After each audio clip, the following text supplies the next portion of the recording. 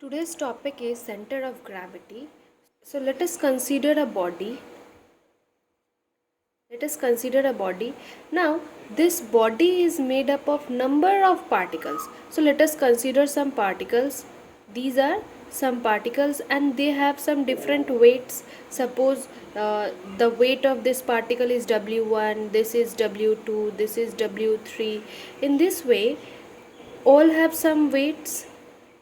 Now they all are acting vertically downward because of the gravitational force of earth.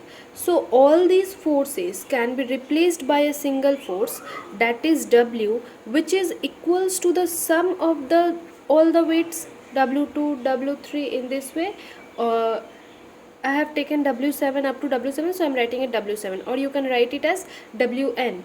So all these forces, all these weights can be replaced by W. Now a question arises that where this W will act, where this W will act. What is the acting point of this W? Like W1 act at this point, W2 is acting at this point, W3 at this point. So the question arises that where this W will act. So the answer is that this W will act at a point where the moment of force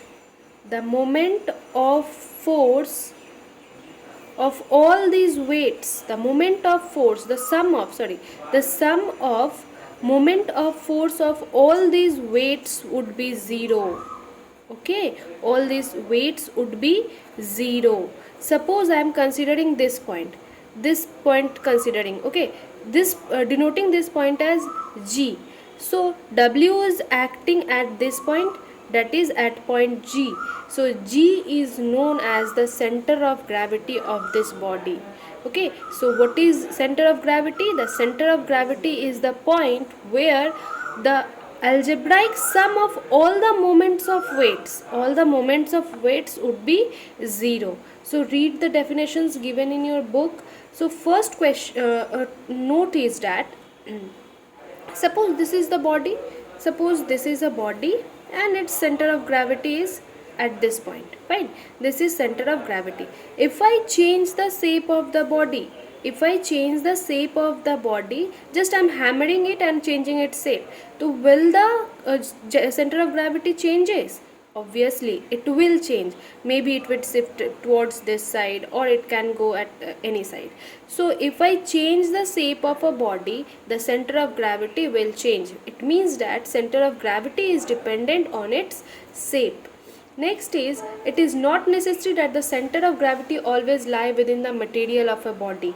Okay, we're giving one more example of this. Look at this. This is a wire. Okay, this is a wire of length something like 10 centimeter, whatever it may be. So its center of gravity would be at the center of the wire. This will be its center of gravity. If I change this wire into a circular form, its center of gravity is shifting somewhere else. So if I change the shape, center of gravity will change. The second point is that it is not necessary that the center of gravity always be within the material of a body. For example, take an example of a ring and take an example of a cylinder. Okay, so its center of gravity is within the material. Fine. Now it is a ring. It is hollow from inside, but its center of gravity is somewhere like here. But here no material of the ring is present. If you consider a ball, if you consider a sphere, the center of gravity will lie at the geometric center of the sphere. So look at the table given in your book. Just go through it. Okay, look at the this following figures. We will determine the center of gravity of the following figures. So in case of rod, the center of gravity will lie at the middle point of the rod. Okay, fine. This will be your center of gravity for rod. Now in case of circular disc, this is a disc like CD disc or DVD disc. Okay, so its center of gravity will lie at the geometric center of this disc. Now sphere, whether it is solid or hollow, it will lie in here. The G will lie here, that is center of gravity will be at the geometric center of the sphere. In case of cylinder, if we draw the height of the cylinder, it will be at the middle of the axis of this line, middle of this point, middle of this line. This will be your G. In case of cone, very very important, in case of cone, if it is solid, it will lie at h by 4 from the base. Suppose this is base and this is height of the cone. So if I divide this height of the cone in 4 portion, 1 2 3 4, so here the G will lie. Okay, this is h by 4. If the cone is hollow, it will lie at h by 3 from the base. It means that if I divide the height in 3 portion, 1 2 3, so it will lie at somewhere like this. Fine. In case of circular ring, it will also lie at the geometric center. This will be your G. In case of triangle, if the center of gravity will lie at the intersection of medians. Now what is medians? Listen, the middle point is this, the middle point is this, and the middle point is this. If I join the midpoint from the opposite vertices, they will meet at a point. Sorry, my figure is little bit different. So they will meet at a point. The meeting point of these medians is known as center of gravity. These lines are called medians. In case of parallelogram, the intersection of the diagonals will give the center of gravity. You consider a square, the diagonals, the intersection of diagonals will give the center of gravity. In case of rectangle also, it will give the center of gravity, the diagonals. Center of gravity. Okay, next is that how center of gravity is related to balancing point.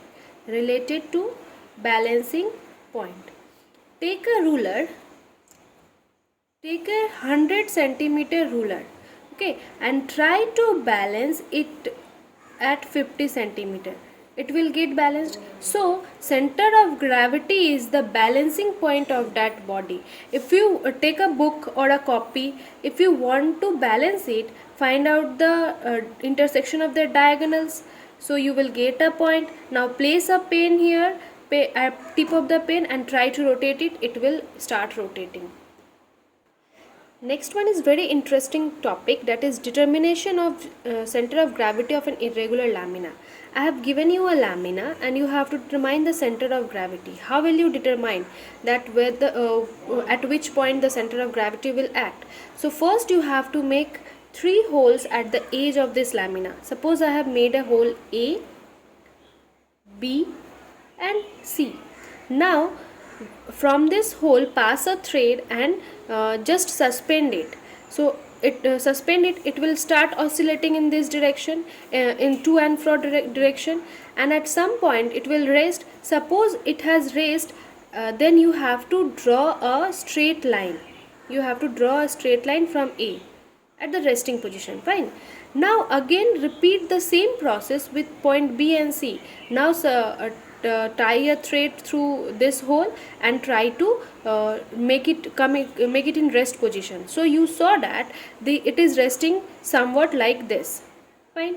And try to do with this same. So you saw that this is resting in this position. Fine. It is resting in this position. So you got 3 lines, and the intersection of these 3 lines will give the center of the gravity of any irregular lamina. You can find out the center of gravity. Next one is uniform circular motion. So let me explain you 2 important points, that is uniform speed and uniform velocity. What is uniform speed? If a body covers equal distance in equal interval of time, then the body is said to be in uniform speed. But in uniform velocity, if it covers equal distance in equal interval of time and also no change in direction, the direction must not change, no change in direction, then the body is said to have uniform velocity. Now let us consider a body moving in a circular path. a body is moving in a circular path with uniform speed. Okay, in uniform speed means in 1 hour, suppose in 1 hour it 1 hour, no, let us take it in second. Suppose in 10 second it moves 5 meter, then in 20 second it moves again 5 meter, in this way. So this is a uniform speed. So for a body moving in circular motion, the speed is uniform, but the velocity is not uniform.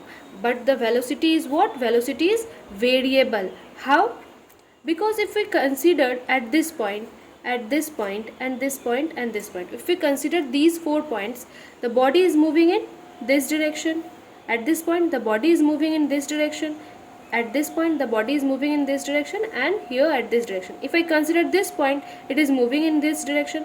So at each and every point of this circular track, the body is changing its direction. If a body changes its direction, the velocity is not said to be uniform. It is said to have variable velocity. So I hope it is clear that a body moving in a circular path has uniform speed, but they do not have uniform velocity. Now let us let us compare two points, that is uniform circular motion and uniform linear motion. In uniform linear motion, speed and velocity both are constant. Speed and velocity both are constant. But in case of uniform circular motion, just now we saw that it has uniform speed. It means that the speed is constant, but they have variable velocity. And the third most important point is that if the speed is not changing, it is constant, it means that it is unaccelerated, means the acceleration is 0. Here the acceleration is 0, but this motion is an accelerated motion. It means that it has some acceleration. At each and every point the velocity is changing, so it must have some acceleration. Okay, next one is centripetal force. So we know that a force is needed to change the direction of an object, So when in circular motion we saw that at each and every point the direction is changing, the direction of the body is changing at each and every point. How it's which force is acting? Which force is acting on the body to change its direction at each and every point?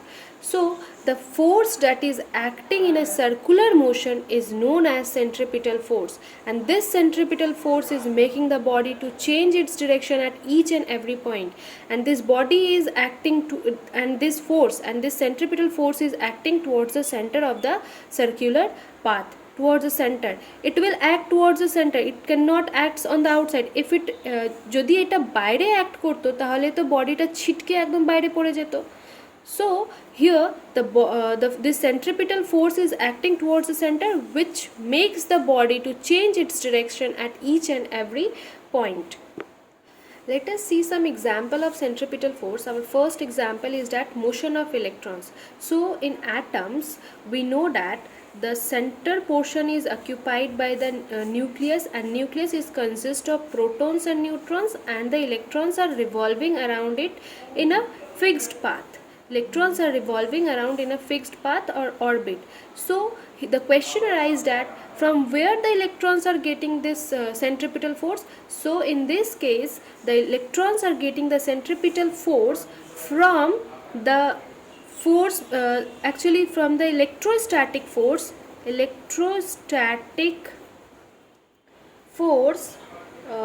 of attraction on negative charged. The electrons are negative charge and the protons are positive charge. So the force of attraction that is acting between these protons and electrons, provide the necessary centripetal force to move the electrons around a fixed path.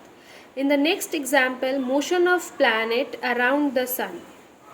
the planets are moving around the sun in an elliptical path.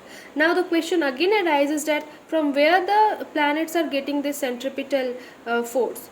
So here the force that is acting is the gravitational force of attraction of earth on the sun. Similarly, different planets have different force of attraction. So, third one is same as number 2, motion of moon around earth. So here also the gravitational force, the necessary gravitational force between moon and earth provides the centripetal force. The fourth one is that motion of stone tied in a string. If you take a string and tie a stone at one end and start whirling it, and you are whirling it, so from where this centripetal force it is getting? The tension in the string, the tension means the elasticity of the string is providing the necessary centripetal force, due to which the stone starts moving in a circular path. So from book you have to learn all these examples nicely. Just read once, everything will get cleared. Let me explain you this centrifugal force from the book only. So what is centrifugal force? This is an assumed force. This is an fictitious force or imaginary force. Just it is said that like centripetal force is acting towards the center, centrifugal force is acting away from the center. Okay, but you cannot say that centrifugal force is in opposite direction, or the reaction of force of the centripetal force. You cannot say that. Why? Because the reaction and action force, they do not act on the same body. So this is not a real force, this is a fictitious force. This is assumed by the observer for in a circular motion. So let us see an example, very nice example in book it is given that. Let us consider a merry-go-round. A person is standing at the center. Okay, fine. A string is tied at one end, a ball is tied, and the merry-go-round is rotating. Here two observers we are considering, an observer on the ground and an observer on the this position on the merry-go-round. Okay, so when this is rotating, for observer M, he saw that the ball is rotating in a circular direction. But for the observer A, he is finding that the ball is in stationary position, because the ball is not changing any position with respect to this, because the observer is here, ball is here. When observer is here, ball is here. So ball is not changing any position with respect to observer A. So what happens here? Just look at these points. The person at A observes that the ball is stationary. Why? Because for him the two forces are acting. The first force is that the tension T of the string, which is acting towards the center, of the merry-go-round, and at the same time a centrifugal force is acting away from the center. Okay, therefore the above two forces, the centrifugal force and the tension, both are equal and opposite, so the net force on the ball cancel out, that is, it becomes 0. So for the observer A, the ball remains stationary in front of him, but in case of observer M, the ball is rotating in a circular motion. Now a case arises that if the string breaks, what happens? So if the string breaks, so the man will see that the ball has started moving along a straight line. The ball is moving in a straight line along the path PT. Obviously it will be seen. Think practically. If the strings breaks, then the ball will start moving in a straight line for the man on the ground. Okay. But for the observer A, what he will observe? He will observe that the ball always remains in front of him. The ball is in front of him but moving away from him. Like see, when he was here, the ball was here. When he was here, the ball was in front of him but a little bit farther away from him. When he is here, the ball is little bit more far. So he find that the ball always remains in front of him but it is moving radially away from him. So this is a most important means example for centrifugal force. Simply a centrifugal force is nothing but it is a fictitious force or imaginary force.